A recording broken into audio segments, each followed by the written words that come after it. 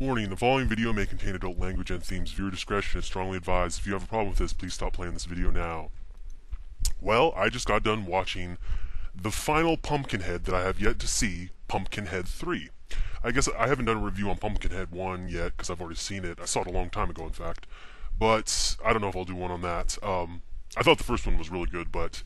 So this is the third one, Pumpkinhead Ashes to Ashes, released in 2006, rated R, 91 minutes. I think it has a 4.4 on Internet Movie Database, so they rated it better than the second one, but not as good as the third one. I mean the fourth one. What are my opinions on it? I would give it, out of 10, my personal scale of 10, I'd probably give this a 6 point... I'm thinking 6.5 to...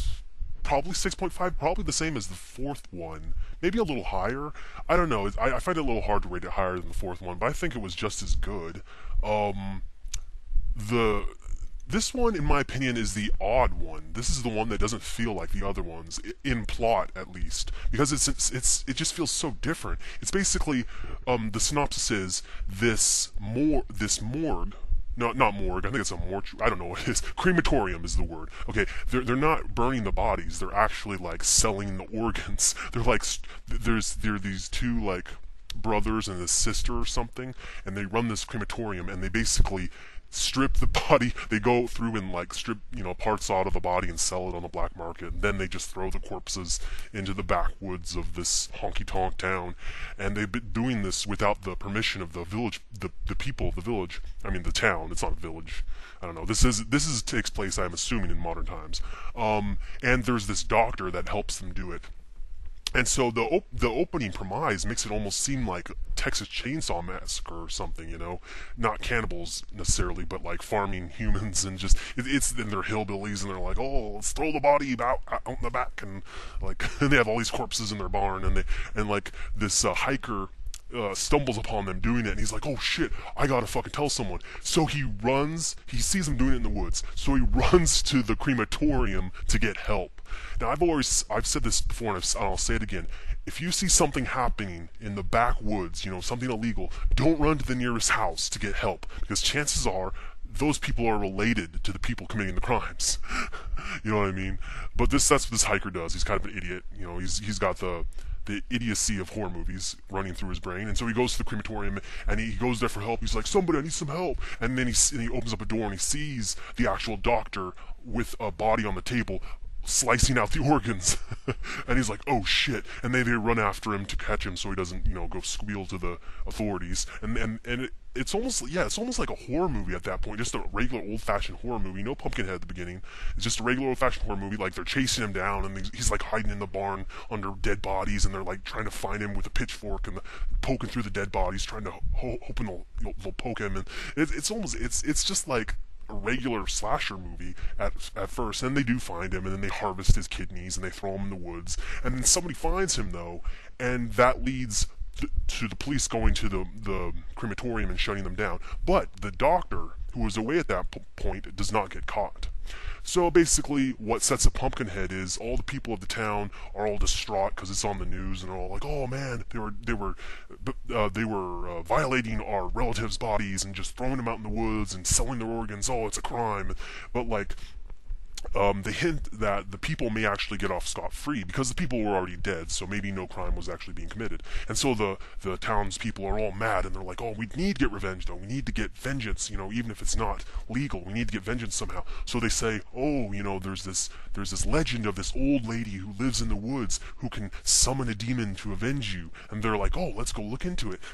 So that sets up Pumpkinhead. You know the drill. All the relatives of some of the people who were violated by these crematorium people, they go into the woods and they find the old lady, and she does the ritual where she slices their hand open and they drips the blood, and she performs a little magic ritual and summons Pumpkinhead to do their bidding, and that's basically the premise. And I gotta say though, it seems like everybody's going to this lady to get help, for vengeance. It's like, it must be common knowledge. Everybody must go there. It's like, oh, some guy cut me off in traffic. I'm going to go to the old lady and fucking get Pumpkinhead to go kick his ass. It just seems so common knowledge. Of course, if you have this many sequels, it's going to seem like people are going there 24/7, getting spells done. But anyway, what was good about this movie?